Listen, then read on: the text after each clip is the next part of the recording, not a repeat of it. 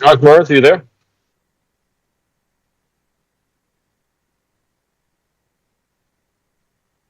Josh, can you hear me? Josh, okay, I think you can hear me. Okay, sure. You can hear me. Okay, good.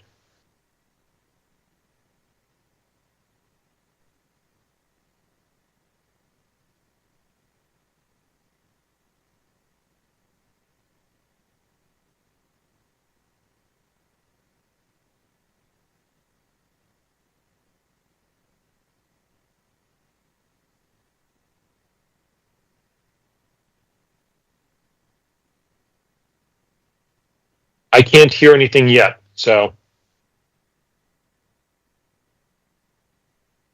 Okay, I see you're holding the finger sign for 1 minute. Okay.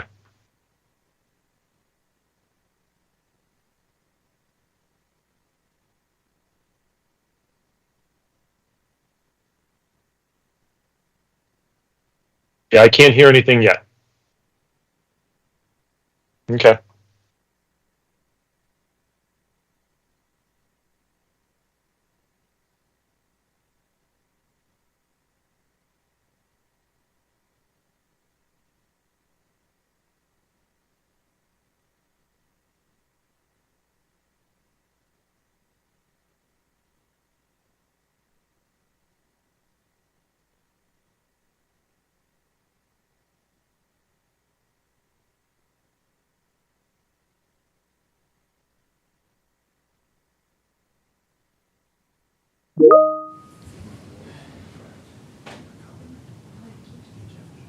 Everything's good to go. Hello, Lou. Just want to check. Lou, can you hear us? Yes, I can. I can hear you. Yep, I can Yeah, see. I can. We can see and hear you. Great, and I can see in the picture. I can see Jim Sears. Do we have the other members in attendance? Mike DeCoulis is here and Tim Spittle is here. Jean Harnett is not here, but she indicated that she would not be here, so that's okay. Oh, she indicated that she would not be here today. That's right. Okay, very good. It was is Tim Spittle willing to be acting clerk for today? Yes. Yes, he is. Yes. Okay, perfect. Very good. Oh my. Lou, if you're all set, we can start the meeting if you're want to, or if you'd like. Sure. Technology is all set. We're all set. The Great. Public's all set. We're good to go. Perfect. Okay, why don't we begin then? Okay. Very good. Okay, we're beginning today's this evening's public meeting of the Danvers Planning Board, and the location is at the Toomey Room at Danvers Town Hall, 1 Sylvan Street, Danvers, April 22nd, 2025, 7 p.m. meeting. It's currently 7:03. My name's Louis George. I'm the chair. I'm actually participating remotely today, so thank you very much for the members for I'm participating remotely for this meeting today, and so I noticed that in terms of in attendance today, our clerk Jean Hartnett is not will not be present at the meeting this evening, but it's my understanding that our member Tim Spittle is here, and he'll be serving as acting clerk for today's meeting. Mike DeCoulis is present today, as well as Jim Sears. And Josh Morris with the Town of Danvers Principal Planner is present as well. And so because one of our members today, myself, is participating remotely, we will need to have all of our votes done by a roll call vote. So why don't we begin with our first agenda item. It is 1 Trask Lane. It's a full release of covenant. It's a request for a full release of a covenant established on August 28, 1972, which is associated with the definitive subdivision plan entitled Proposed Access to Folly Hill Development, Danvers, Massachusetts, and dated June 2nd, 1972, and also known as Trask Lane, Danvers, Mass. And so, Josh, it's my understanding here from looking at the agenda that the applicant has requested a continuance to our next planning board meeting on May 13th, 2025. Is that, can you give any updates on sort of where we are with that? I know that at our last meeting, there was still working out some engineering issues. Yep, we're just awaiting some correspondence from the development team for the town to review, and in an email they mentioned that the town should be receiving a letter or an email regarding this matter in the next week or so. So then they asked a continuance to our next meeting on May 13th, 2025. So. Okay, got it. Okay, so it looks like then. So hopefully we should be. I know this has been continued several times. So it looks like we should have some resolution, or at least something in hand by our next meeting. That's the goal. Yep. Okay. Sounds good. Very good. So you'll need from us a motion to continue. That's right. Okay. Can I ask for can I entertain a motion to continue this? Tim, can you do that as clerk? Yep, a motion to continue the discussion on Trask Lane full release of covenant until our May 13, 2025 planning board meeting. Second. Okay, very good. Very good. Second. Motion's been made by Tim, second by Jim. Thank you. Any discussion on the motion? Okay, hearing none. All those in favor, and I'm going to ask for a roll call vote. Please indicate your vote. Tim Spittle? Aye. Mike DeCoulis? Aye. Jim Sears? Aye.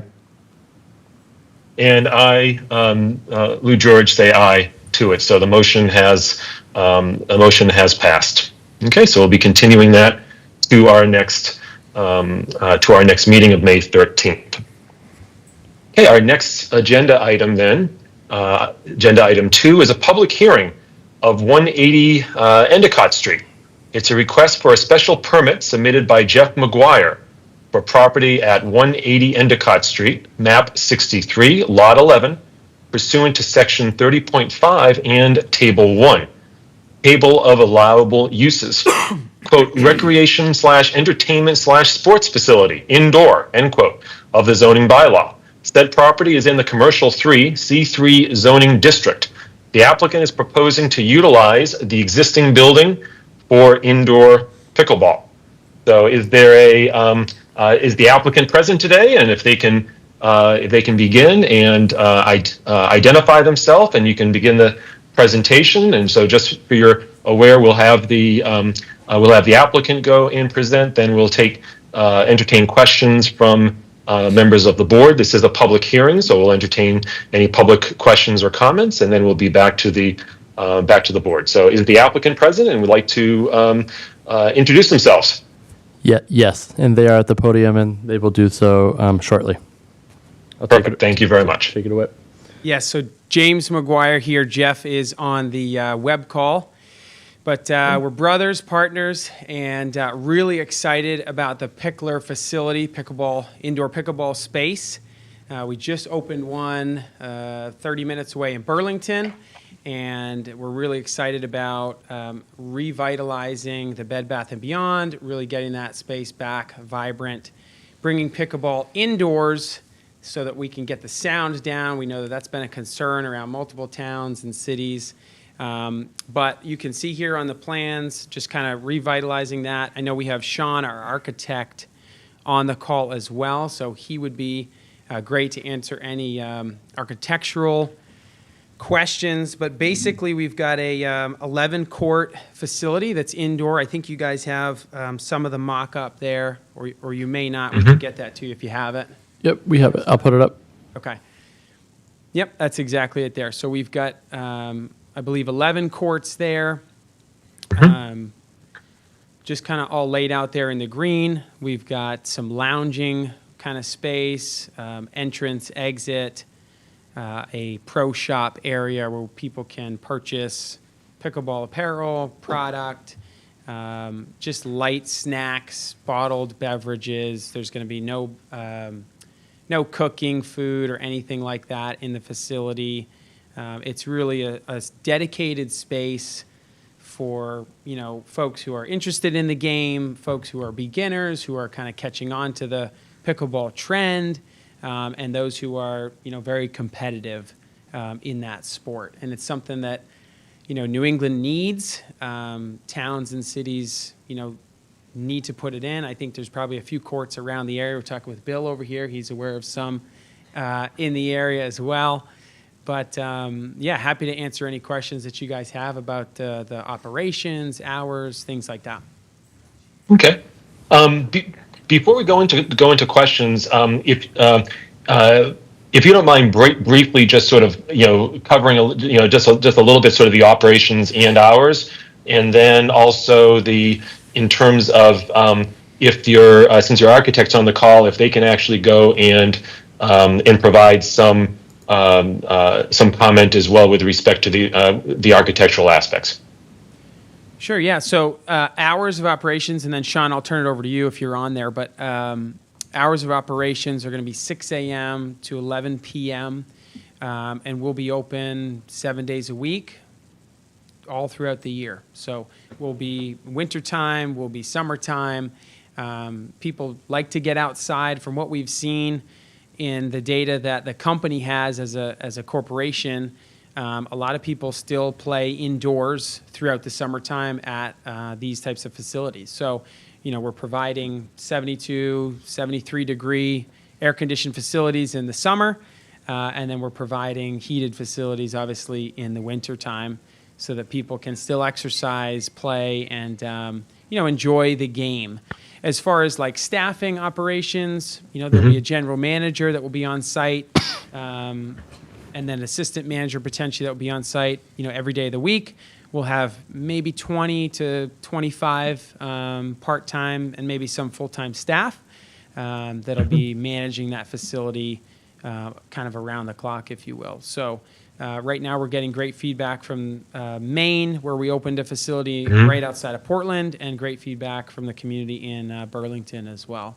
So, and then Sean, if you, if there's anything you need to maybe just add architectural-wise, that'd be great. Sure, not a problem. Thank you, everyone, for letting us be a part of this meeting today. And looking, again, like James said, we're really looking forward to bringing some excitement back to the building. As for the plan, the plan that Josh is showing right now is actually just a similar plan. We didn't have a final concept at the time of submission, but I did just submit a plan to Josh right now that is our final concept. And if I can share the screen, I can pull it up if allowed. Or it should be in your inbox. I can make you a presenter if I could hold on one moment. Sure. I just made you a presenter, Sean, so if you want to share your screen, I think that's possible. Sure. There we go. All right. So it should pop up right now. As you can see, James had mentioned we have 11 courts with one kind of practice/training court. Up here at the main entry, which faces Endicott, it's the same Bed Bath & Beyond entry. Architecturally on the exterior of the building, we're only just kind of patching and repainting the signage area from the old Bed Bath & Beyond sign. We're not looking to do any other exterior improvements or any site work. That's all going to be kind of left as is as part of whatever the landlord team has planned down the line. On the interior, we'll be gutting the existing space for Bed Bath & Beyond and laying out laying out the courts. We've worked with the Pickler franchise architect, designer, as a team, and kind of reusing the same electrical service, reusing the same sanitary service, and reusing the same water service. So all the utilities will remain unchanged as they enter the building, and we'll modify once they get into the building for our new layout. The Pickler as a brand as a whole, typically you come into the space, there's a greeting counter. You come in, you check in. There's a few display opportunities, sales opportunities to buy paddles, buy some gear, some swag, and then you enter into the court space. Depending upon the program function of the day, you might be assigned to a court, or you might have open play, going to a series of courts wherever whatever's up next. There's a community room. The community room is kind of like a closed space. It offers opportunities to rent out the space if you wanted to have a private party or host a meeting. Sometimes Pickler and James and his team see corporate events where a company may come in and rent out a few courts, have a spot to bring in food. That's what the community room is for, is to gather. And then we have kind of like a universal locker area where people can secure their belongings. There's shower and changing rooms, and then of course the restrooms for the facility. There's multiple areas throughout the facility for people to kind of hang out, talk, and socialize in between games. And it's really pickleball is a community event out in all our communities right now in the public parks, and it is pretty much the same thing here on the indoor aspect, where we're really trying to create the public community to come inside in the winter, be able to play. Sometimes it gets too hot in the summer. Come on in. We're an air conditioned facility, and it's also always tough in the parks to schedule play and know when someone else is going to be having a court. Sometimes you get some battles, and there won't be any battles here for the court because it's a whole reservation system. But as James said, very excited to have the opportunity to bring this to Danvers. Sounds good. Thank you. Let's see. Just before is it James? Did you have anything further to add at all? No. Does anybody play pickleball? Anybody? We got one. We got two in the crowd. Okay. Three. Okay. Yeah, we're excited. Now we're excited about it. We're just, we want to get it. We want to get people excited and just encourage the growth of the sport. Truly, in the Danvers and New England area. We're born and raised, Jeff and I, in New England, so we're not outsiders. We're locals, and we want to grow the sport here in New England. So, yeah. Great. Okay. Well, one quick question I want to ask you, just a clarifying question before I turn it over to the board for questions. I think you mentioned the hours from 6 a.m. to 11, but I noticed in the application materials it said 6 a.m. to 12 midnight. So I just wanted to make sure what was being sought. Yeah, so it's 6 to 11. Corporate changed, so it's corporate franchise, so they tend to change some of their timing. So it did change within the last month or two to 11 p.m. Mm-hmm. So it would be just 11. We wouldn't be open till midnight. Okay. Very good. Okay. All right, sounds good. Thanks for the presentation. I'm going to turn it over now to the members of the board for any questions that they may have. Let me turn things over for questions. Mike DeCoulis. No questions. Thanks for the presentation. Exciting. Okay. Sounds good. Tim Spittle. Likewise, no questions. Seems like an exciting project, so thanks. Okay. Jim Sears. I just had a few questions. Are there going to be curtains separating the courts? No curtains, no. So Okay. there'll be black walls all the way around and on the ceiling, but there won't be curtains. There'll be 4-foot high fencing around every single court. Okay, so the balls won't be going into the Exactly. courts. Yep. Yep. 4 foot high. It's a big problem we've seen. Yeah. What's the fencing made out of? So it's commercial grade, and Sean, you may know this better than I do, but it's a commercial grade, like PVC coated. So it's going to be a black fencing and then a steel top rail. So Okay. but it's all going to be commercial grade. They tried residential back in the day when they first started Pickler. It just wasn't holding up, wasn't great. Yeah. So they changed that maybe 2 years ago to a commercial grade fencing. Yeah. And what about trash? Where's the trash going on the facility? Where's your trash? Yeah. So we'll have receptacles all throughout. There'll probably be 8 to 10 receptacles inside the facility. And then as far as a major 9, 10 yard, it'll be wherever the landlord So calls do you have out. is there a spot on the site? Do you have a spot that the previous the tenant back. used? Yeah, I was around Yeah. the back this evening Okay. before I came, and they had one there that they probably need to move. So that ideally where we want it. How many parking spaces are you essentially leasing for this spot? Sean, do you know that number? Yeah, I'm pulling it up, sorry. I'm just So I- anticipating that you do really well, and combined with your other locations, you Yeah. perhaps have a Yeah. tournament, and you max out at 4 people playing per court, Yep. plus 5 employees. That's 49 spots, plus people waiting, people watching.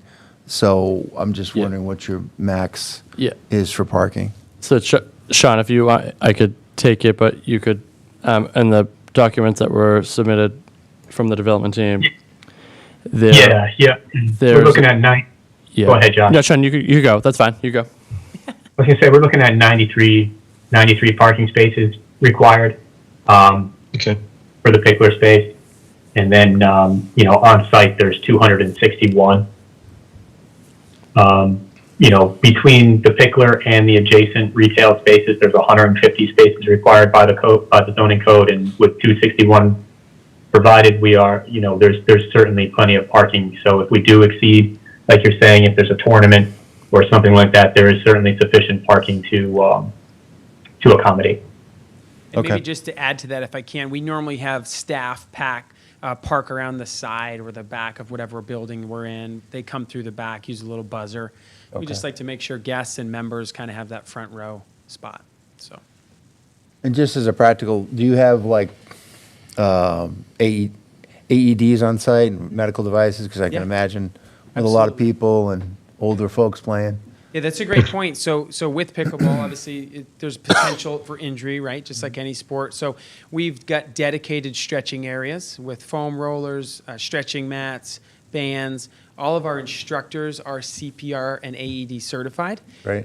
And then all of our staff will go through a first aid course as well. So it's definitely a point of, I don't want to say contention, but it's a point that we are well aware of, and we want to make sure that our staff is trained up to that. So we will have an AED on site, Yeah. very readily available, big sign. They'll all be trained on it. Right? Awesome. Well, it sounds like a great concept. Will you be selling Halloween costumes in October? Only if they have pickleball involved. Because I don't know where I'm going to go now. That's a good idea. Jim, let's talk offline. Okay. All right. That's it for me. Best of luck. Looks like a great appreciate idea. Jim, you stole my thunder there with that question. That's a good one. Sorry. No, just a couple of questions in terms of and thanks for that question in terms of the AED, and that's definitely good to know. In terms of in terms of parking, sort of picking up on the question before, though there's no impediment, I guess. I know that you have spaces for the surrounding tenants. There's no impediment from you using other parking within the whole lot. Would that be correct if you had the case of a tournament? Or is there a certain amount that will be designated to the pickler? Yeah, not that I'm aware of, and Sean, maybe you could comment on that, but not that I'm aware of designation-wise as far as the landlord's concerned. Yeah, no, there's no designations. And I forget, what is it, AutoZone or? Yeah, Yeah, their parking use is very, I was only on site the one time, but we all have AutoZones in all of our respective neighborhoods, I'm sure, and, Sure. we get 10 cars at their busiest time. So, but there is no designations, but there's just so much abundance of parking that Sure. even if they were at full capacity, there'd still be plenty. Okay, got it. Okay, that sounds good. In terms of just in terms of your sort of model, I know you talked about sort of from a community perspective. would you be providing like accessibility so if someone wanted to, like walk on or make an appointment, is it more of a membership model? Are you going to be limited to a certain number of memberships? How does that work in terms of those who might, who want to participate? Yeah, so it's a great question, and there's a few items to that, but just boiling it down. So yes, community-wise, one of the big things we do is we offer free lessons. Okay. Nobody has to pay for it. We offer them typically a couple times a week, and that's available on our app. Anybody can book that, come down, learn how to play from one of our certified instructors. So that's awesome for us to just introduce people to the game, whether they want to come play at the Pickler or they go out to the local court and play with people and socialize there. So that's the first aspect, is we want to be in the community and offer that free service. The second thing is we are a membership-based model, so it's a subscription model. No monthly no yearly commitment, no cancellation commitment, none of that BS. It's just month to month. If you want to cancel, you cancel. So there's that aspect. Sure. And then you don't even have to be a member. You can come in and rent a court with your friends, your family, as a non-member. You'll just pay for each use is really kind of how it goes. Sure. Okay. So No, that's good to know. In terms of you said the refreshment stand and such, do you anticipate, is this I think you said currently you're not looking at any sort of, really a meal service and such, so it's more snacks. You're not looking at alcoholic beverages, any of that sort of thing? yeah, so right now we're just using Cisco. They're providing some partnership beverages from corporate that they require us to have. So we're offering that. As of right now, alcohol hasn't come up. We haven't really talked about that internally. We do have a liquor license in Maine, and there's no issues there with that, but that hasn't really come up to topic yet. So it's not something we need to do. It's just the corporate team allows it if the town or city allows it and we want to do it, but Sure. it's just not a topic that we've brought up. We're not really there to drink. We're there to play pickleball, so. Sure. Got it. Yep. And in terms of the hours, again, you said it was from 6 a.m. to 11 are what you would have your anticipated hours, as opposed to from 6 a.m. to midnight. And I guess this is a question for Josh. Do you have is there any, because the application originally was for 6 a.m. to midnight, do we need to have a condition on the special permit for the hours? No, I don't think that's necessary. I think they're just amending, they're amending the narrative of the application. So there's nothing I think that the applicant needs to do to change their hours of operation. If they change, if they had originally come in at 8, once this is approved and they wanted to do it to 9, they wouldn't have to come back to the board. So it's that same situation. Okay. Got it. Okay. So, okay, but I guess the question I have though is, if let's say down the road there's a change to they want to go till midnight, would they need to seek an amendment, or because they originally requested through midnight they're covered, or because they've amended today in essence on the floor to 11 o'clock, that's what we're deciding tonight? How I view this is they weren't requesting or asking a time of operation. They were simply providing the information. It wasn't like they were asking for, the board to weigh in on the hours. They were just providing information. So I don't think that's something that the board needs to modify or change. Or there's nothing in the decision regarding hours of operation. Okay. Okay. So let's see if there's anything else I have. I don't think I have any further. I don't think I have any further questions. I think I think it's a I think it's a nice plan. I think it's going to be. It seems like it'll be a nice addition to the community. I do like the community aspect of it as well, and offering free lessons as well. So that's a good. That's certainly a good thing. If any other questions from members of the board before I turn it over to any members of the audience who have questions? Lou, I just have one quick question. It might be for Josh more so, but wasn't this parking lot going to get all redone due to the other project, has that already been finished or it's still? Yeah. It's being constructed as we speak right now. The parking lot is? Yes. So this will be done for them to be able to build out their space? Yes. Okay, cool. And then just curious, Okay. how long's construction time and when do you plan to start? That's a great question. So we plan to start as soon as we can, as soon as we get this process moving. Yeah. Sean should have plans done in the next 2 to 3 weeks, hopefully. And then we're sending that out to bid pretty quick. So ideally, we start construction in the next month and a half, 2 months if we can.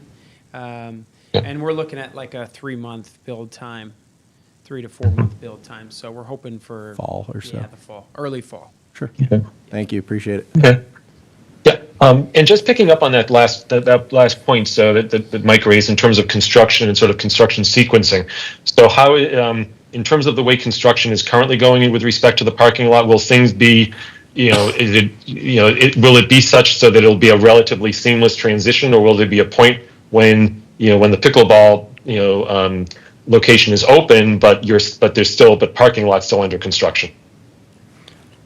It is my understanding that the parking lot construction should be complete by mid-May to late May at the latest. So it appears that the interior fit-up would be starting after even the construction of the parking lot should be complete. So it does not appear that there will be any kind of scheduling conflicts there. Okay. All right. Sounds good. All right. Very good. Any other further questions by members of the board?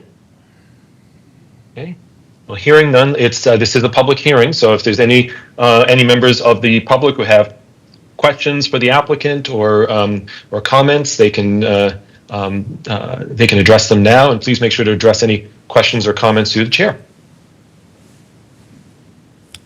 Mr. Bradstreet, if you wouldn't mind, just go to the podium. No, do you have a comment? And please make sure to introduce yourself for the record.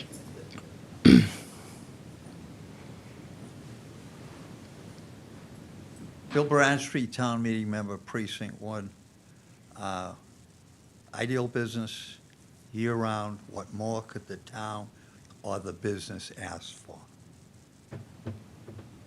I'm not a member of the board. If I were, it's an okay. Okay. Thank you, folks. Thank you, Mr. Bradstreet. Very good. Any other questions from members of the public? Josh, anything? It does not appear so. Yeah. Oh, sorry. There's one. I'm sorry. Yep. Go to the podium, please. Sure. Please go ahead and introduce yourself and ask your question. Thank you. Linda Polcari, Pine Street. I'm not familiar with pickleball, but I was just curious as to what's right next door as the business, because I've heard that it's loud, I guess, so I was just concerned if there was something already present next to the building that you're building in. Right, thanks very much for the Mr. question. McGuire, To the applicant? If you just comment Yeah, on that's a the good- noise item. Yeah, that's a great question. So one of the big things with the pickler and pickleball in general is sound. And so one of the things the pickler has done is they've designed a sound baffling system. And so some of our facilities utilize that sound dampening noise. And Sean could maybe touch on the CMU walls, but typically CMU walls are very dense and keep sound in versus, letting it out of the facility. So that's a concern that some landlords have had with us. We've worked through that with them on some of the other sites that we have leases on. And now the two that we have open, we haven't had any issues with the Ice Palace, or we're right up against a Kohl's in Maine, and there's been no challenges with sound to this point. So, yeah, it's a good question. Can I actually just ask, since you mentioned about the architect, could the architect sort of chime in? Could Sean chime in on that? Just because I know, and also could you define CMU and just kind of give a little explanation in terms of what you're planning in this particular location? Yeah, sure, absolutely, not a problem. Again, great question, great points. These are certainly things that have come up. It's also part of the reason why indoor pickleball is popular, is because it takes the sounds out of the public parks. and your local neighborhoods at 6 in the morning of people playing pickleball while you're just waking up or your kids are still asleep. So CMU is a concrete masonry unit. It's a standard concrete block. These concrete blocks range from 8 to 12 inches thick on this building, depending upon the wall. And they're very dense and very good at absorbing high frequency sound transmission. So you can stand outside and you won't hear a thing. Especially with any traffic noise. But the adjacent tenants, they won't hear anything because there's a CMU wall that separates them. Good.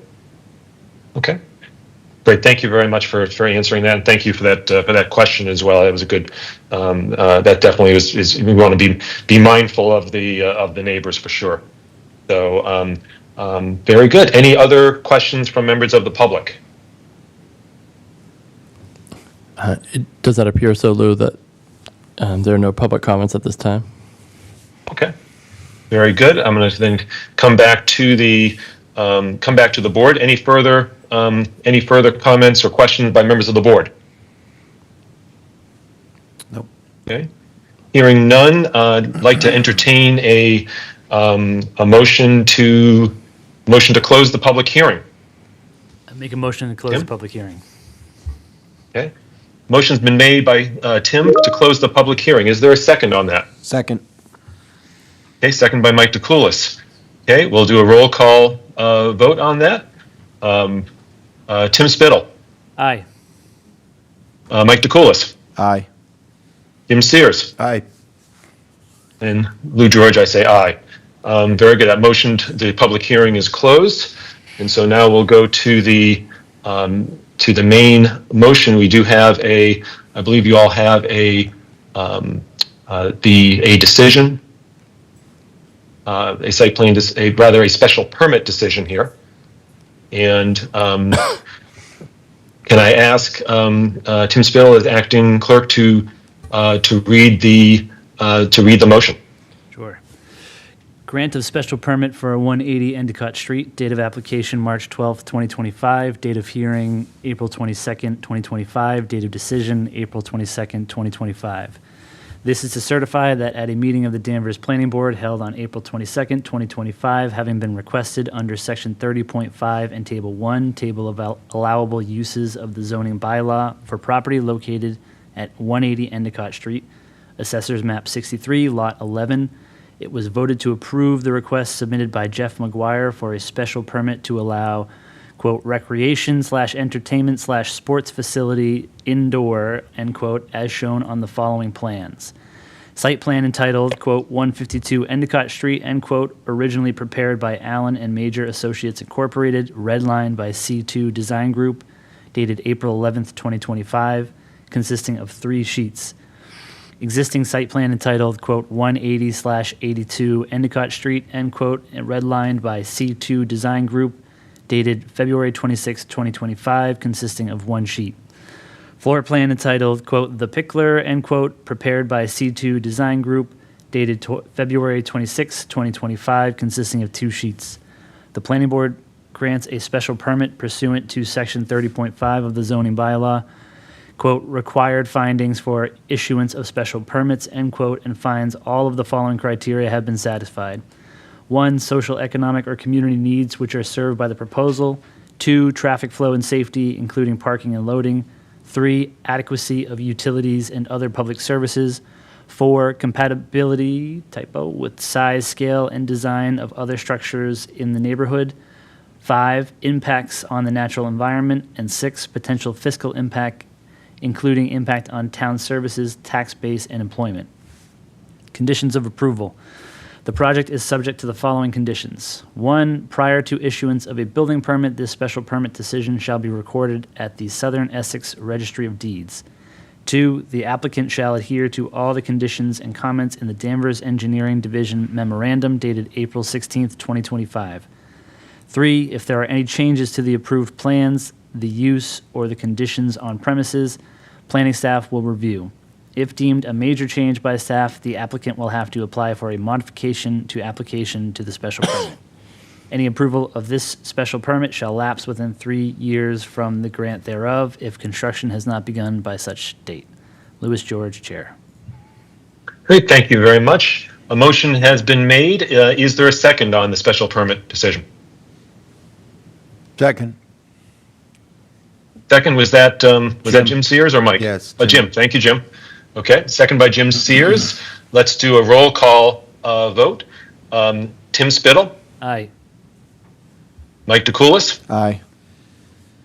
Jim Sears, Aye. and Lou George, aye. So the motion, special permit passes. So good luck. We got some enthusiasm here. Awesome. Very good. Thank you. Thanks, Josh. Okay. Very good. Okay, so let's, so our next agenda item here, so this is and we mentioned this, I think, at our previous meeting. So this is a discussion about citizens petitions for the annual town meeting on May 19th, 2025. In your packet here, there are three articles. There's Article 36 with respect to repeal of zoning, Article 37 dealing with MBTA zoning, and Article 38. And so this is dealing with MBTA zoning. And so these are also in the warrant that went before the select board. And I know as citizens petitions, these are going, they are going to be heard at finance committee and then ultimately on the floor at town meeting. So we wanted to have a discussion about it. And my understanding is just to give us a little bit of a, in terms of where we're going here, and Josh, you can correct me here. I think could you give a little explanation in terms of what is needed from the planning board today? Because I know this is a discussion, this is not a public hearing. And so we wanted to have a discussion of it. If if members of the public are here to discuss this, as the chair, I'll have a discretion to allow any sort of public comment, but this is not a public hearing. So, Josh, could you give a little bit of a background where we are here? Yeah, sure. So, so there's 3 citizens petitions that were submitted to the clerk's office related to planning and zoning matters.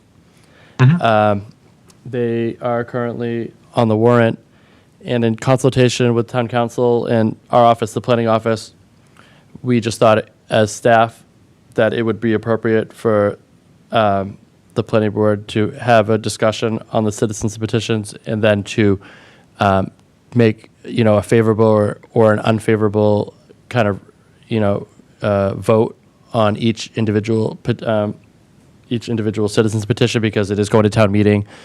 So at town meeting, when they're if a town meeting member asks what was the vote of the planning board or what is the feelings of the planning board on these petitions, that would be public information, that would be helpful for town meeting to make an informed decision on the citizens petitions. So that's why they were on the agenda, and I think that's all I had on that matter. Okay. Very good. So I think it makes sense sort of to walk through, I guess, each of the 3. Sure. So we begin with the first one. Yeah, that'd be great. Okay. Yeah. So the first one here, this is going to be Article 36 at town meeting. So this was submitted, I believe, by Mark Zubrick. And so just in terms of seeing here, I believe this is the language here, reading, to see if town meeting will vote to direct the town to prepare the necessary articles and meet all other requirements to repeal zoning changes adopted to comply with the MBTA mandate or take any other action thereon. And on the explanation, it says this petition seeks to return our community to the traditional zoning and character of our town. So that's the first petition, Article 36. So let's sort of talk it through in terms of the members of the board. So in terms of beginning the conversation, does anyone, I could begin with Jim, I know you have the longest history in terms of serving on the board, so I wasn't sure did you want to tee up the discussion, or how do we want to do this? That's right. After sitting probably through 30 meetings on these subjects, I'm sure as hell not going to vote to repeal them. I think the town has analyzed it and the town has thought it out. And through the direction of the former town manager and selectmen, they promoted it and also advised us to move forward with it. And we had essentially done the zoning prior to the really required action by the state. So as you know, we just tweaked it enough at the town meetings, and other than maybe the 10 people that are signing this petition, I think, super majority, if not a full majority of the town meeting members have voted for this. I can't remember if there was any people that voted against it. So to try to vote against it now makes no sense to me for these 3 articles. So that's my opinion. Okay. Thank you, Jim. Yep. What about Mike DeCoulis? Any comments with respect to this? I guess I had a question more so maybe for Josh, maybe someone on the board can answer, but there was some comments about the MBT zoning, and then one of the comments, and maybe it's in a different petition, but I know they're all the same topic, so maybe I'm misstepping, but it talked about the new building on the corner of, like the new development building on the corner of Maple there, but that was not due to MBTA zoning. So is that just incorrect information that we're sharing, or? I don't know if it's incorrect, but But it's not due to MBTA zoning. correct. Yeah, that's accurate. Right. Yep. The 40R, the zoning. I mean, not to get too into the weeds, but the zoning that actually allowed that Maple Square project, I believe that's what's being alluded to here, was actually zoning that was approved at town meeting, and it's a 40R in December of 2017. Right. So, again, I don't know if this is relevant or not, but it seems odd that we have a petition that has incorrect information. Does that information not have to get checked by someone before it is? I'm not sure that piece, the whole process, but this petition, it's stamped by the town clerk, and then it's added to. My concern is that you're just spreading false information, that people are then saying, oh, that building got built due to this MBTA zoning. I don't like MBTA zoning. And then really it has nothing to do with MBTA zoning. So that's kind of concerning to me. But I don't know if anyone else's thought process on that. I know a lot of people out there would read this and say, oh, that building got built because of MBTA zoning. I'm against MBTA zoning because I don't like that building, when they're completely unrelated to each other. So I don't know. That's one concern. And I apologize if that's not from this one. I know I read all 3 of them, and they're all kind of similar. So Yeah, they are very similar. Yeah, I mean, 2 of them seem to be copy and pasted from each other. So. Yeah, and Mike, in terms of just to clarify that, and Jim touched upon all 3, but this was the language about was actually in Article 37. Sorry, yeah. And so 37, just to have the language here, it says to vote to have the Danvers Planning Department discuss and incorporate zoning bylaw updates to specifically address the overdevelopment created by the MBTA zoning requirements of increased unit density and decreased parking requirements during their 25-26 normal zoning review and update public meetings.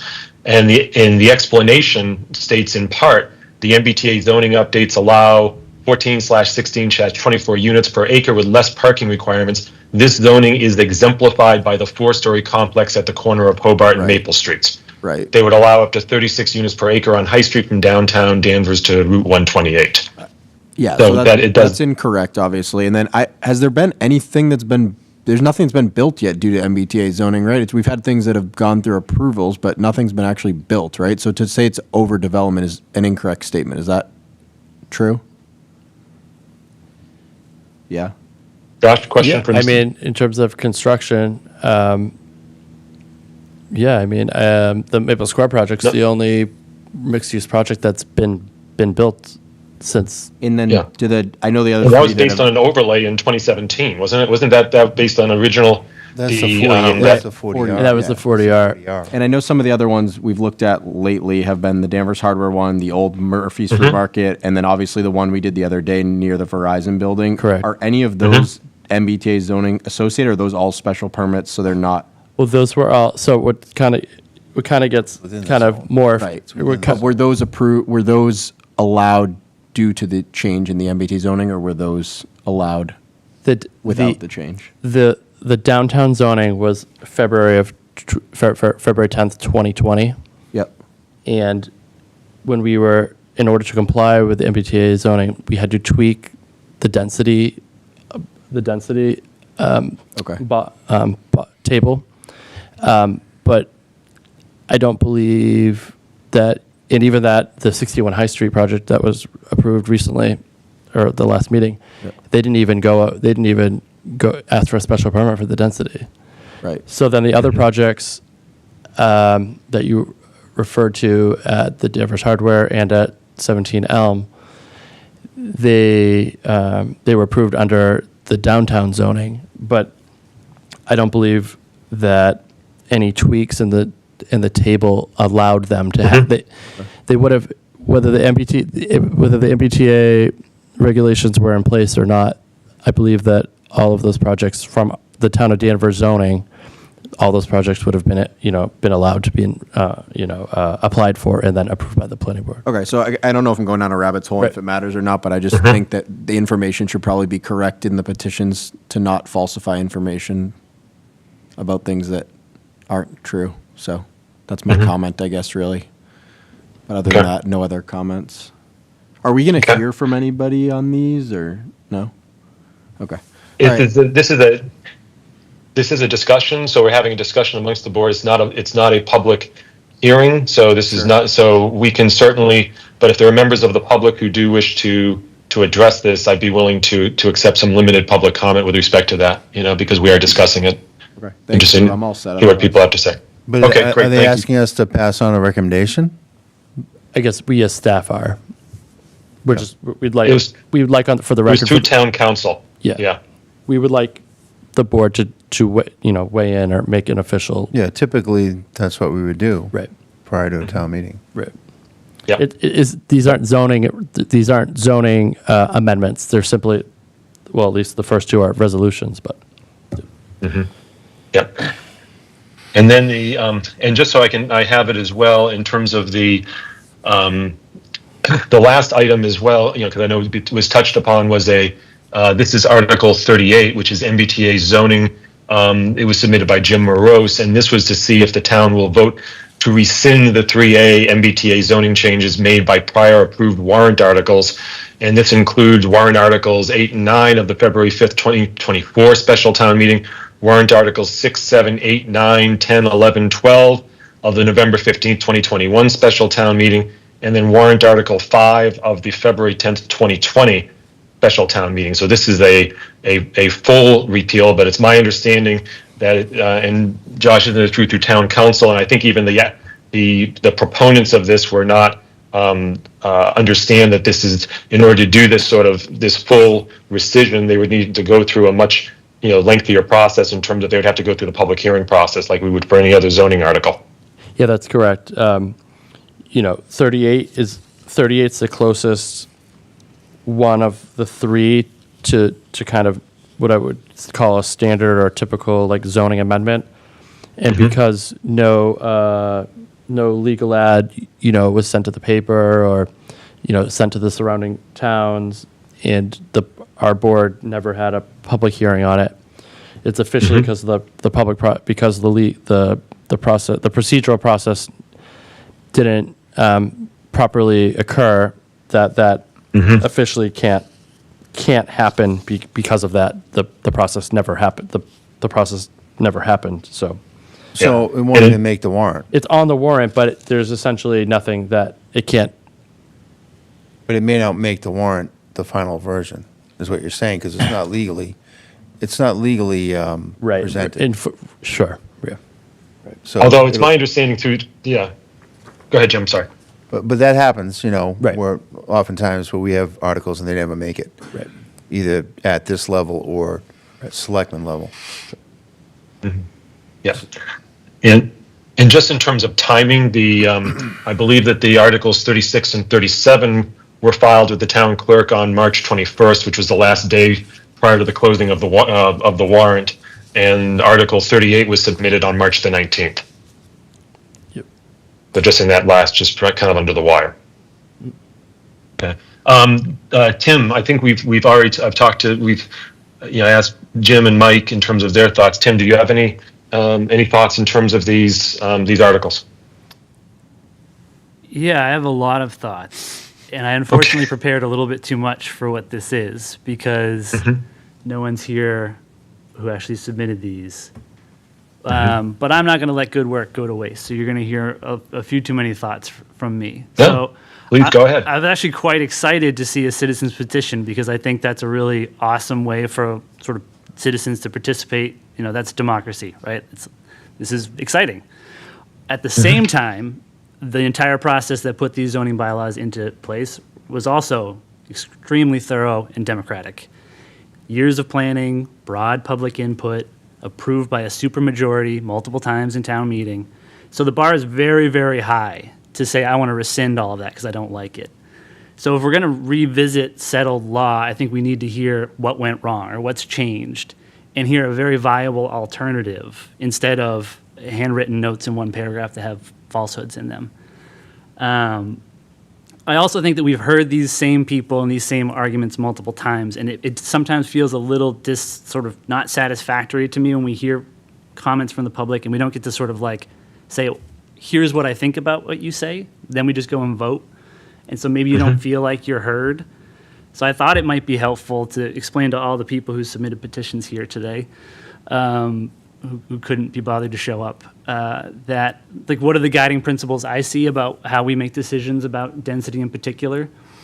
The planning board mandate, quoting from the bylaws, is, quote, identify and secure for present and future residents the beneficial impacts of growth and development and avoiding the negative impacts of growth and development on the environment and the town generally. I'm no planner by training. I've tried to do my homework. There are models for thinking about this, which is if citizens get to vote with their feet, you want to be trying to zone for the optimal population, where each incremental person will bring in more benefit, or at least equal benefit, than what they're going to take from the system. That's pretty simple math, right? More tax revenue, you're going to get more jobs, more people spending money locally, right? You get all those benefits when people move here, when you make new housing stock. If you're overcrowded, they're going to cause congestion, traffic, your water is going to get strained, right? So there's a balancing act there. Neighborhood character is not something I think that we can sort of legislate, right? That is subjective. That is your opinion. What character do you want the town to be? So I don't think that's part of our mandate, and I don't think that's sort of the best planning strategy for long-term sort of economic viability of the town, is maintaining character. I also believe pretty strongly in property rights and individual liberty. I think people should have the freedom to do what they want with their land, and I think there's overreach a lot of times. I told you I did my homework, so I have a long way to go. Yeah. I've also trying to do my homework about, where did zoning laws come from? And there's two very interesting examples I found during my research that really exemplify the sort of two ways that I think zoning can be used incorrectly or correctly. Cambridge, Massachusetts was actually one of the first places to put zoning in the early 1900s because a factory was built in a neighborhood. That sounds like something we should stop, right? Especially in the early 1900s. You're going to be polluting the neighborhood. Zoning was also around the same time put into place in California for the first time to zone out Chinese-owned laundry businesses because people didn't want Chinese people moving into their neighborhoods. So the same tool can be used to either sort of protect people or to entrench privilege and exclude other people. I think the MBTA Communities Act and a lot of the zoning that Danvers has put into place tries to balance very nicely the right type of growth. Because in reality, I have found absolutely no evidence from any credible planning, academic, professional that says that suburban Massachusetts, and Danvers in particular, is overdeveloped. I've seen overwhelming consensus that it is underdeveloped. Supply has not kept up with demand for housing. Housing prices are through the roof. Our population is stagnant. Our school enrollment is declining. Our zoning is not helping, right? Like we're trying to adjust it to solve that problem.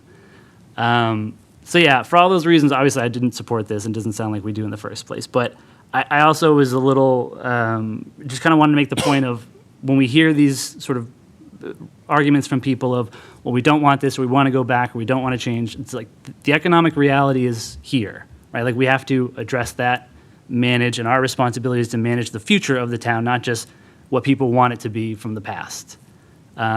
So yeah, I think this is I've wasted more time than I wanted, and I was going, right? Like, I think we don't need to give more oxygen to this than there is. It's just a little frustrating. I mean, Jim was there, right? I wasn't. To see so much work go into this, and then people are just sort of willing to throw it out because they just disagree. I don't think that's fair. Okay. All right, thank you. Thank you, Tim, and thank you for that, for really that, for doing the deep dive and sort of walking through the sort of the zoning in particular, even looking at the roots of zoning, and so yeah, I mean, looking at this myself, I in terms of I share in your in your comments as well, in terms of that this has gone, as well as as what Jim was saying as well, in terms of this has gone through a lot of multiple meetings over time to in terms of to revise our zoning, and and in terms of looking at this first of all, I think that these initiatives really, I think, don't take into account all that went into this. And I remember even speaking at town meeting floor last year about the MBTA amendments, and those were just tweaks. Those were just minor tweaks in terms of so that the town was in compliance with the MBTA, with the MBTA zoning.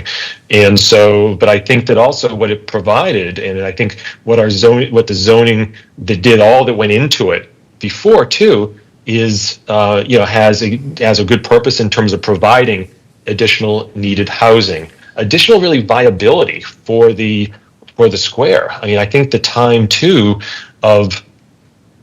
of when we had when people would go to when Danvers Square was the home to Nesson's department store, or Almies was there, or Woolworths. I mean, and would do their shopping there is just I mean, I think those times unfortunately are gone. I mean, first the malls and then online shopping and such. So I think people don't do a lot of their shopping downtown. So being able to bring people into the downtown, to be able to go to the restaurants and access some of the businesses, that's through bringing residences in as well. So I think that provides needed housing, and it provides some additional viability to the town.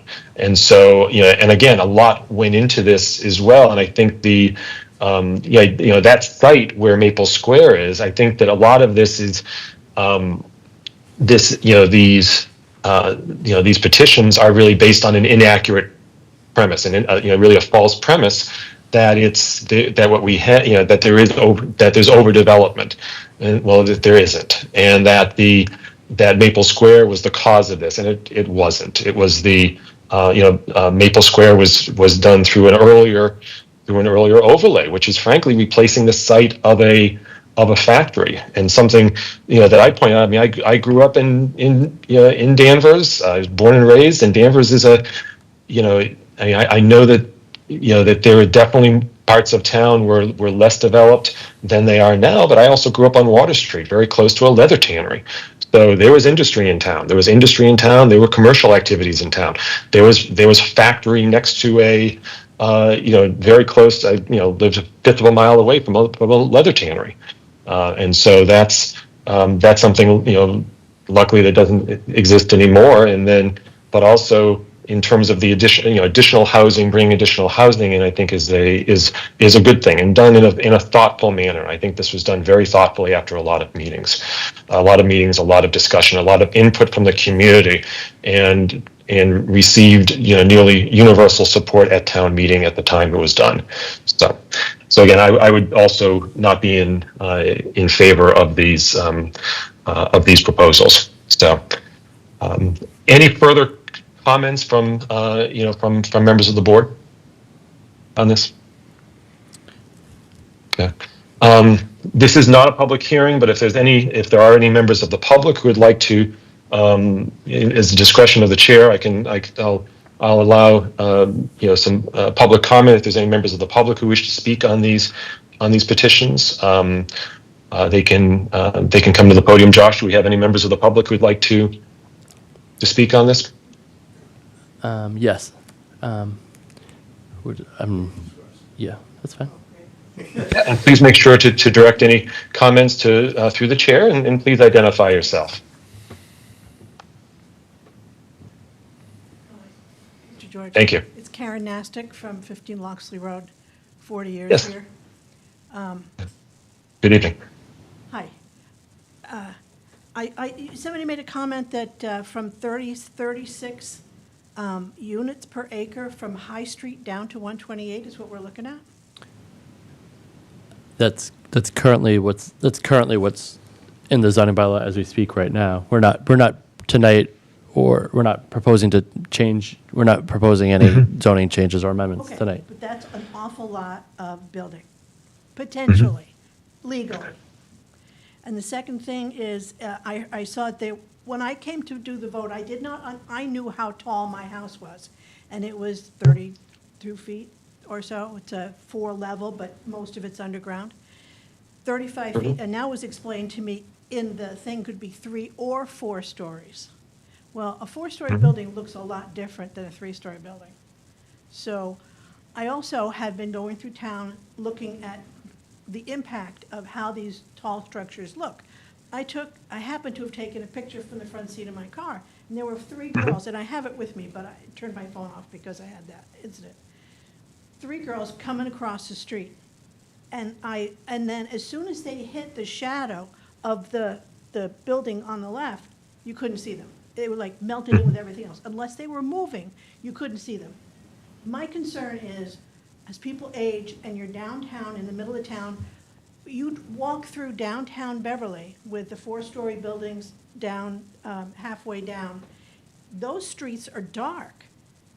I stood on the south end of town and looking north coming to the light, and I see 8 peaked roofs, and that reminded me of Danvers. It's like Danvers home to me. I do not know why we're doing flat roofs on everything. It looks so much like downtown Beverly, which looks like a city, and it's so dark in town. I wish we could preserve somehow the peaked roofs of the little downtown area. And to say that you're going to build 2 rows of nothing can be stopped because this is a zone now. 2 rows of houses from the corner of Main and the clock down to 128 is such an assault to me, largely, and it came from looking at the town profile where we hired our new town manager from, is devoid of the word history. Did you realize that? There's no mention of history in who we are. And my kids are real proud of being Eagle Scouts and working on the historical properties and stuff, and it grieves me that there is no respect for history in the town. I don't know, we have a town archivist who's aging, and there's committees for history, but it just doesn't seem to be supported. I happen to have gone to the enactment in Lexington, got up at 3 o'clock in the morning, and of the people around me, there were only a couple of families, two people, one from Billerica, one from Lynn. Everybody else came from across the country, made it to come to Massachusetts to know where our town where our culture of the America came from. I was blown away by people coming from 6 kids in Utah. Anyway, I can tell you, it was 20 different states in just the people around me, and this was a very large area. So I think I need history to be revered and not willy-nilly just to make this. Why do we have to? I mean, I don't think there's a plan for what these buildings are supposed to look like, and what has only been done are checkerboards or flat, devoid of architectural features. I wish we would. I went to Boulder. I took pictures of Boulder and a bunch of cities and towns out west, and there are a lot of natural materials. Well, before a lot of this, I mean, we've got a lot of beautiful brick buildings, the Masonic Temple, the brick and pointed roofs in town, and now that whole flavor of that, and it's the sky. If you look up and it's hopeless to look up because it's just a flat line and you're in the bottom of a very tall shoebox. If you have pointed roofs, it's a little romantic. It's just, people live there. They're not cages. And I wish we'd prioritize that too. That's my feeling. I Yeah, think thank the you. town has suffered. Okay. Mr. Bates? Thanks for the time. Thank you, Ms. Dastic. Mr. Bates? Thank you. Bill Bates, Town Meeting Member, Precinct 4. I rise in opposition to all three of the citizens' petitions, 36, 37, and 38. It's stated by the petitioners that the 128 Maple Street, Maple Square project is a result of the MBTA 2021 to 2023 legislation. This is simply not true. The Maple Street overlay zoning was debated for many years before being passed by town meeting in 2017, some 8 years ago. What we are seeing in Danvers downtown today is well-planned, smart growth. These warrant articles all will be detrimental to the future of Danvers Square and the town in general. Smart growth is good for our town.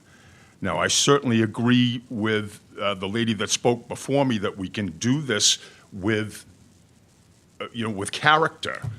But I think it's important just to mention that all of these things, there have been several studies and reports over the past 10 years to both zoning and industrial districts and downtown revitalization. And bear with me for 1 minute because there's just about 7 of them.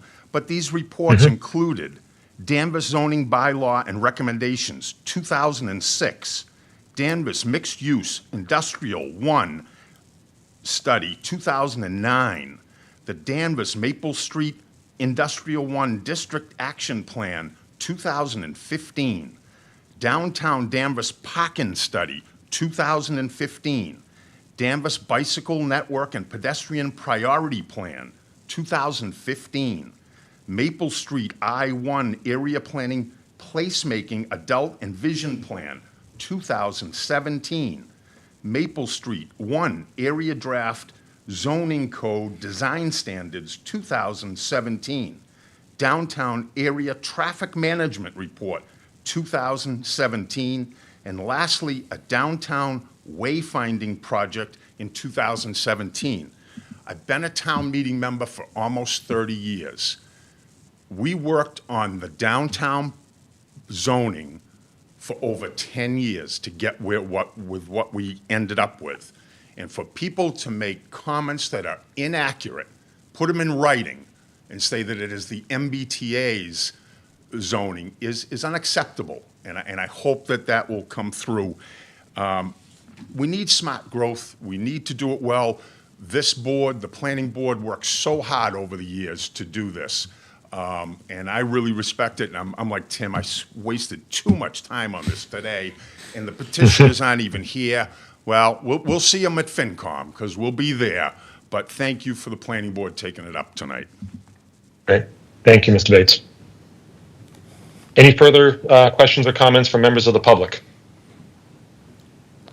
It does not appear so. Okay. And I just wanted to make a note as well in terms of the comment about not in terms of Danvers not taking into account history.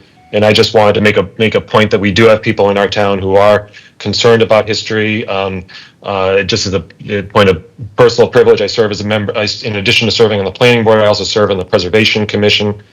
We have an active historic district commission.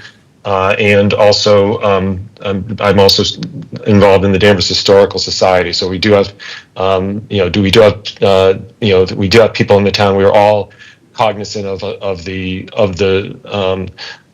very rich history of our town. So, okay. So let's come back then. To no further comments. So it looks like we do need any further comments or any further comments from members of the board? I move that we recommend no action on these 3 articles. Okay. Good. Well, I guess we're Just a quick, yeah, sorry, Lou. You just a clarifying question. Just a clarifying question with respect to, is no action what is ultimately needed, or would we, or are they actually seeking a favorable versus unfavorable? I think the preference from the staff would be the favorable, unfavorable, and just a comment. If we could just vote on them individually, also that would be helpful. Okay. Jim, you moved on that. Would that be? No, Would I you be accept the amenable? amendment. We can go one by one if you like, and then we can, or you can maybe poll the board if everyone's okay with that. Good. Okay, let me poll the board in terms of how they're feeling in terms of this. Jim, why don't I begin with you? Are we talking about Yeah, in general or Yeah. each article? Yeah. One by one? Lou, I think it might. Why don't we Make, go each article? yeah. Okay, so Article 36. Six. Yep. Article 36. So I guess there's, so they're seeking either favorable or unfavorable. Unfavorable recommendation, Article 36. 36. Okay, Jim. Mike DeCoulis, favorable or unfavorable? Unfavorable. Tim Spittle Unfavorable. and Lou George, I say unfavorable. Okay. So, all right. So let me poll then. And so, Josh, we'll need a formal motion, but let me move on. Let me just poll the board as to the. Oh. Is that correct? We want to. Why don't we just make a motion on that, and we'll just move on. Make a formal motion Okay. on this, and then we'll go to 37 and do the same thing. Very good. I'd like to entertain a motion then on Article 36. So moved. What is the motion? That's What is the motion, Tim? yeah. Motion to recommend not favorable to the special permit. No, to the Excuse me, the citizens petition. Wrong one. Article 36. Article 36. Okay, it's been made. Motion for Second. by Tim for unfavorable. Second by Jim Sears. Very good. Any further discussion on the motion? Okay, so it's motion for unfavorable action on Article 36. I'll do a poll. I'll do a roll call rather. Tim Spittle, Aye. Mike DeCoulis, Aye. Jim Sears. Aye. Okay, and Lou George says aye. Okay. Let's move on to the to Article 37. Okay. So again, let's just do a quick poll. Jim, Maybe we would just make a motion. Exactly. Yeah. Yeah, I don't. Yeah. I think we Fine. all know. A motion to okay, very recommend not favorable to Article 38. 37, excuse me. Second. Can't get them right. okay. Motion's been made by Tim for unfavorable action on Article 37, second by Jim. I'll do a roll call of the board. Tim Spittle, Aye. Mike DeCoulis, Aye. Jim Sears, Aye. and Lou George says aye. Okay, so the motion passes. Okay. Last article that we're considering, Article 38. Motion for not favorable vote on Article 38. Okay. Motion's been made by Tim for unfavorable on Article 38. Is there a second? Second. Second by Jim Sears. Any further discussion on this motion?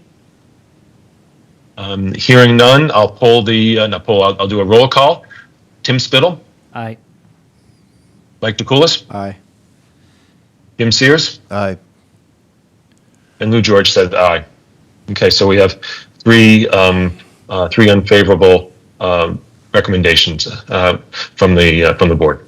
Okay, very good. Thank you. Thank you for all your thoughts and comments, as well as thanks to the members of the public who commented as well.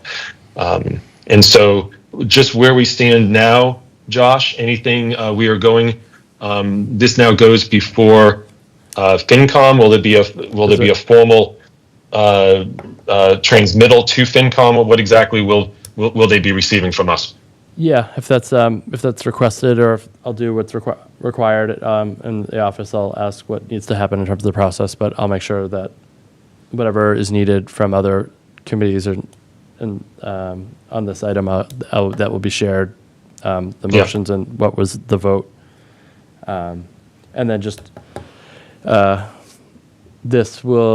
petitions will also be on FinCom on April 28th, when FinCom makes their final motions to town meeting, so. Okay. So April 28th, there'll be a town meeting. I mean, rather, they'll be before FinCom. Yeah. So, but at that point as well, so could you just ensure that prior to FinCom, so Yep. they have enough time, that they're aware of Yep. that the planning board did have a discussion and forwarded our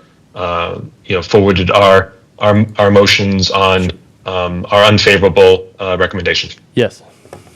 Okay, excellent. Thank you. Okay. Very good. Thank you. And thank you for members of the board as well for your thoughtful discussion of it and for doing for walking through it. So it's appreciated. Okay. So fourth item on the agenda here, it looks like we have minutes. So we have minutes from the April 8th meeting and the March 25th meeting. So I believe that starting with the March 25th, I believe that everybody was present for that meeting. Is that correct, Josh? I was not. Oh, Tim was not. Oh, I'm sorry. No, that's fine. Was that Tim and Mike were not present at that? 25th, I was not here. That's the week I think I was on vacation that. Okay. Yeah, I was not at the March 25th one. Okay. either. Sorry. So maybe it makes sense to vote on those at our next meeting then, if that's okay. I guess if it's just you and Jim who could vote, I'm okay with that. Sure. That's fine. Okay, that makes sense. Yep. So we'll have a vote on the March 25th. Should we have a vote on the April 8th minutes, or we could just have votes on all of them at next meeting? It's fine. I wasn't here on the 8th, so I can't vote on that one. Sure. I was here. And I was. Yeah, Tim we could was vote on the here. 8th can tonight vote if on that's that okay. Yeah. Okay, sure. Why don't we do? Yeah, since we have enough members here, why don't we? Has everyone reviewed the April 8th minutes and any revisions or changes at all? Nope. Okay. Okay. Hearing none, can I entertain a motion to approve the April 8th minutes as written? Motion so moved to approve the minutes from Okay. April 8th, 2025. Second. All right. Okay, motion's been made by Tim, second by Mike DeCoulis. I'm going to go and do a roll call vote on these April 8th minutes. Tim Spittle, Aye. Mike DeCoulis, Aye. Jim Sears, Abstain. Vote. Yep. He was. okay, and Lou George says aye. Okay, very good. So the minutes of April 8th have passed by majority vote with one abstention from Jim Sears. Okay. So that's it for our agenda, and so Josh, can we give a sort of summary of what's coming up for our next meeting? Because of our annual town election, our next meeting is May the 13th. Yep. Okay. So that item, just because the planning board's procedural rules, there will be an item. Reorganization discussion about the chair and the clerk, or an official vote for the upcoming year. We will also have the trash lane item that was continued from tonight. I think that there is a strong possibility that we'll have a productive conversation on that matter that night. And potentially we might have another conversation about the transportation needs assessment with Sarah Scott from MAPC, but that is in pencil right now, but I just need to confirm with her availability, and so that's a possibility that evening also. But no other special permit or site plan applications that evening. Okay. Got it. Yep. Okay.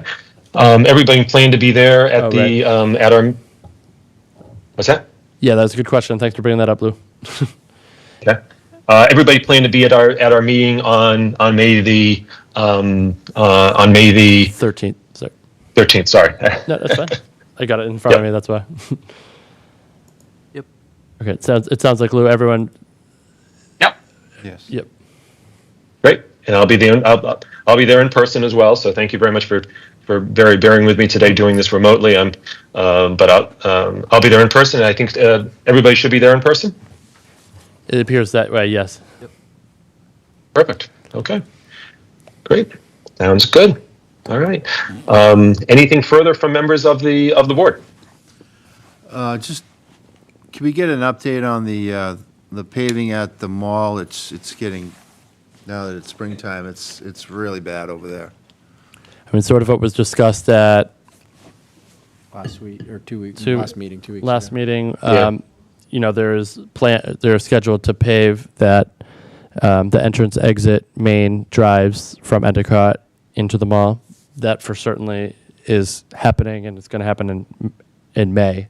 Yeah. I'm not sure anything else at Well, this. while they have the trucks there, they should look around, because it's really bad. Sure. And it doesn't, it's not going Is to there a get better. is there a particular place, Jim, that you are concerned about? It's everywhere. Sure. It's bad. Sure. And they're doing a lot of development, so you Sure. think they'd want to invite people not to, blow their tires as they come to their stores. Sure. So, it's bad. Yeah. Is that something that Josh, since we do have some projects that are currently underway there, is that something that planning staff can check on sort of where things are there? Yeah, I mean, I've been in conversation about that portion, that piece. I guess I could further the conversation. Like, what are you thinking next, and when? Well, when the gentleman was here from Simon, he Right. was all gung-ho, and we're going to do this and this and this, and we saw one patch in front of Dick's, Right. maybe 100 feet long Yep. by, 30 feet. But the rest of it, there's some minor patches, but they're all coming up, and throughout, I mean, he really needs, I think we should require him to give us a schedule, especially during these months where this is the time to do it, from now until, November. What are you planning on doing, and Yep. what areas? And the patching doesn't work. It just, Yep. Yeah, I can circle back with them, Lou. Since I know what's planned or scheduled for May, but all right, after May for the rest of the summer, what are they there's thinking? still several lights that are not. Yeah. in Where are the place. where are the lights that are the issue? Lights in front of Dick's. They did replace the lights around the new, the parking area, but there's still some lights over there, and there's lights on the Home Depot side that, are missing. Okay. So they really need to, Okay. I don't know why they can't solve it this year, Okay. Yeah, I can reach out to them about that. because they're putting in the Chick-fil-A for next Right. year. They're going to do the Nordstrom thing, supposedly. That might be coming in front of us at some point. When the Dick's Sporting Goods is going to be going out of there to Nordstrom, and Right. there's going to be a lot of activity there. I don't know if they're waiting for that to happen, having equipment in, or what, but it really should be for the mall is being revitalized, I think, to a certain degree by those stores, and even across the street, Endicott, all the new development over there, even though they don't own that, but they should fix it. Sure. Definitely. Okay. Yep. Great, Josh. If we can get some sort of an update from that would be great. Sure.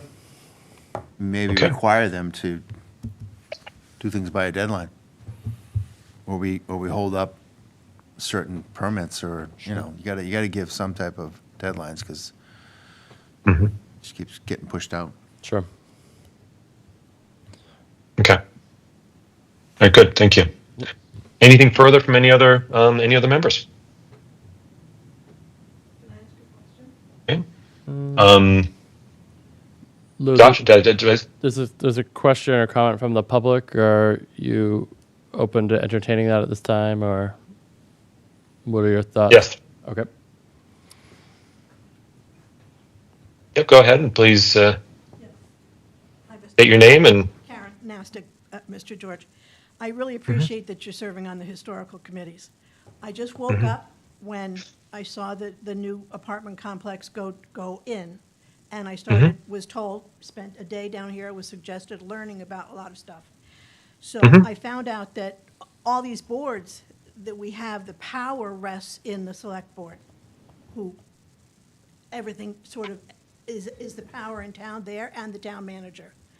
So I still, and you, even though you're on the committees, how did our town profile eliminate history from it? I can't, if you're asking me a question, that's not something I can comment on right now. So that's, But you're on all these committees that are history-based, and there's not a word about Danvers history in those 5 pages of who we are as a town. okay.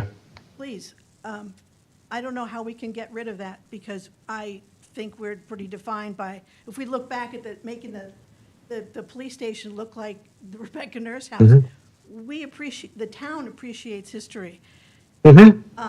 Also, the second thing was what the design, the plan, why is, Dan Bennett said that there used to be in the very beginning of the town renovations, there was a design, the discussion of having a design team. Why was never ever done? Would we have a look or a materials requirement or something to keep our town historical, and can there be that?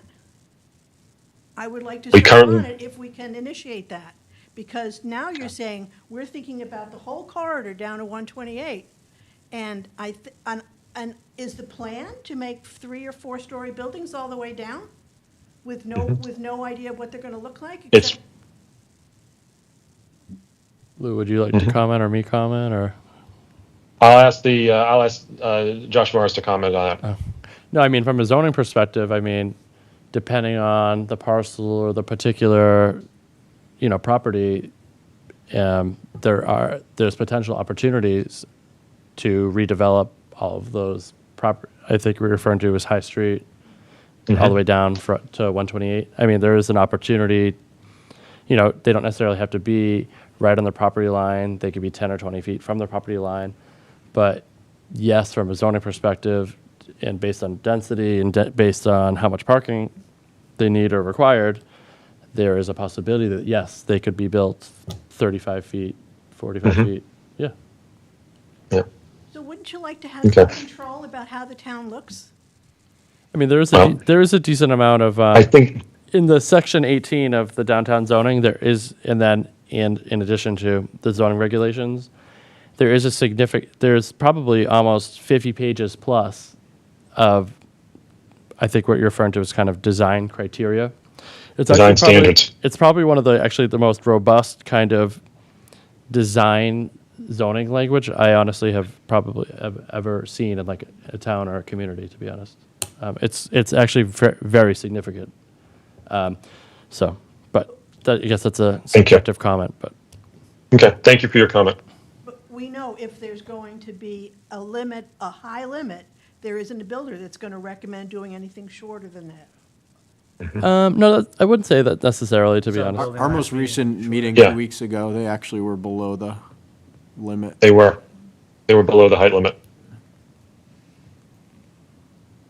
Actually, they were below the height limit, and they actually even, yeah. So that's not so I think saying that they necessarily will go to max out the limit is not necessarily accurate. Yeah. Okay. Okay, thank you for hearing me. Thank you. Thank you very much. Anything further by members of the board before we? I'd like to. No. Motion to adjourn. Second. Very good. Motion to adjourn by Tim, the second by Jim Sears. I'm going to do a roll call on this. Tim Spittle, Aye. Mike DeCoulis, Aye. Jim Sears, Aye. and Lou George says aye. Very good. Our meeting is adjourned. Thank you very much, everybody. Have a good night.